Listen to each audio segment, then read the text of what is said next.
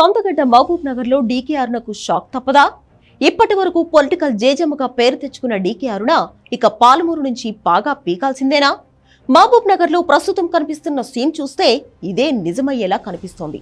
తెలంగాణలో ఉన్న senior lady politicians లో డీకే అరుణ కూడా ఫస్ట్ లైన్ లోనే ఉంటారు.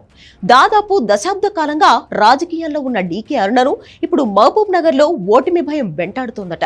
దేశంలో మోడీ గాలి గట్టిగానే వీస్తున్నా తెలంగాణలో కాంగ్రెస్ తుఫానును తట్టుకుని తాను నిలబడతానా అనే డైలమాలో జేజమ్మ ఉన్నట్లు టాక్ నడుస్తోంది. తెలంగాణలో కాంగ్రెస్ అధికారంలో ఉండడం, సీఎం రేవంత్ రెడ్డి కూడా ఉమ్మడి పాలమూరు జిల్లాకు చెందిన వారే అవడంతో మహబూబ్ నగర్ ఎన్నికను చాలా ప్రతిష్టాత్మకంగా తీసుకున్నారు.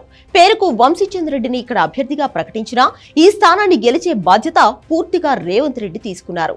ఈ పార్లమెంటుకు సంబంధించిన ప్రతి విషయాన్ని ఆయన స్వయంగా మానిటర్ చేస్తున్నారు. ప్రచారం మొదలుకొని మద్దతు కూడగట్టే వరకు ప్రతి విషయాన్ని దగ్గరుండి చూసుకుంటున్నట్లు కాంగ్రెస్ లో టాక్ నడుస్తోంది. రాహుల్ గాంధీని ప్రధానిగా చూడడం మొదటి టార్గెట్ అయితే డీకే అరుణను ఓడించడం సెకండ్ టార్గెట్ గా పెట్టుకున్నారట రేవంత్ రెడ్డి. ఆయన టీడీపీలో ఉన్నప్పటి నుంచి అరుణతో ఆయనకు ఉన్న విభేదాల గురించి జిల్లా మొత్తం తెలుసు. ఇప్పుడు కూడా ఈ పార్లమెంటుకు సంబంధించి ఏ మీటింగ్ పెట్టినా అరుణపై తీవ్ర ఆరోపణలు చేస్తున్నారు రేవంత్ రెడ్డి. అరుణ కూడా అదే స్థాయిలో కౌంటర్ ఇచ్చినప్పటికీ పార్లమెంట్ లో మాత్రం గాలి కాంగ్రెస్ వైపే వీస్తున్నట్లు తెలుస్తోంది. తెలంగాణలో కాంగ్రెస్ అధికారంలో ఉండడం ఒక కారణమైతే డీకే అరుణ స్వయంకృత అపరాధాలు కూడా ఆమెను ఇప్పుడు వెంటాడుతున్నాయి. ఇవన్నీ కలిపి ఈసారి డీకేకు మహబూబ్ నగర్ లో గట్టి పోటీ ఎదురయ్యే అవకాశాలే ఉన్నట్లు తెలుస్తోంది.